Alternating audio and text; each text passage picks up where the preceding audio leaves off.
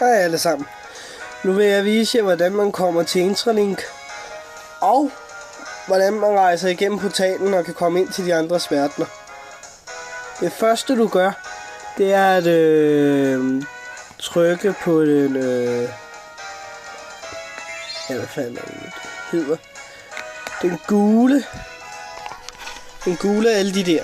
Den der altså. Så render du ind på den. Så trykker du på den grønne, altså hvor der står Intralink. Siger du bare yes. Okay, og så kommer du så ind.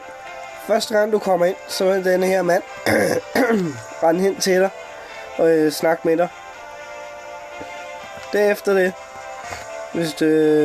så kan du rende herhen. Du kan ikke komme igennem portalen endnu. Det første du skal gøre, det er at sørge for, at en af dine venner er i nærheden med det samme spil, eller den anden version af det samme.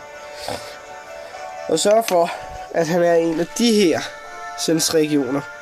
Den der. En af de her områder. Han må ikke være hernede. Han skal være inden for det her område. Du kan ikke se ham, når han er der.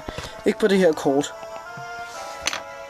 Men når han er det, så render du herind. Han skal ikke gå ind i Intralink, kun dig. Og så skal du rende herind og vente indtil han kommer hernede igen. Så vil der komme sådan en blå streg opad her. Og så vil du komme, så vil personen, hvor han end er, være et hoved af ham her. Eller hende. Og så kan du rende igennem den her portal. Og før at komme ud igen, så render du ned her. Og så render du op på den her. Og trykker jeg. Sådan kommer du så ud.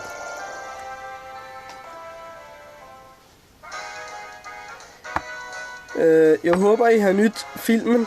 Og I må meget gerne skrive nogle kommentarer inde på min YouTube-bror. Eller på filmen. Håber I har nydt den.